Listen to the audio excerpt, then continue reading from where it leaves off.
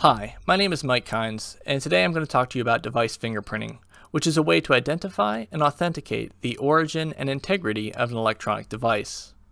To start our discussion, let's review a typical IC design flow. First, a team of engineers needs to design an IC. Next, the design files are sent to the foundry, and the foundry fabricates the engineer's design on semiconductor wafers. The wafers are diced and packaged. They make their way into something like a smartphone, which is then sold to the end user.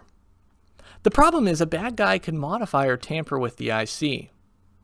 So what happens if an IC is tampered with? First, it could hurt the reliability of your electronic devices. Second, such tampering could have grave impacts on military equipment like F-16s, which also rely on ICs. Finally, even if your device keeps working, that bad guy's tampering may have left a backdoor into your private life. Bank records, military secrets, and worst of all, your internet search history could be made public. So, how do we determine if an IC is good or bad? Let's take a look at its cross-sectional view.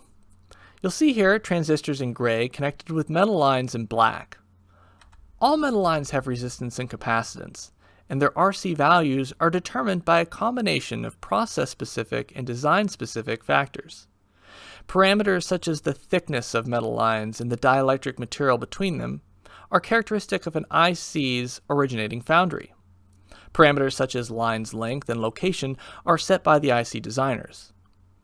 Therefore, if you change the foundry or line dimensions, it will also change the RC values, which allows us to use these values for die authentication.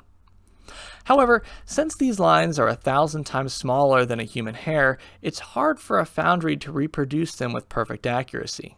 But this can be used to our advantage. These misshapen lines form RC values that are unique to each die. If you look at the graph, you'll notice that the authentic die have RC values that fall within the blue curve, and each die's particular location on that curve gives us its unique identity. Now, we need to create a way to measure RC time constants. Seen here is a simplified diagram of how we do this.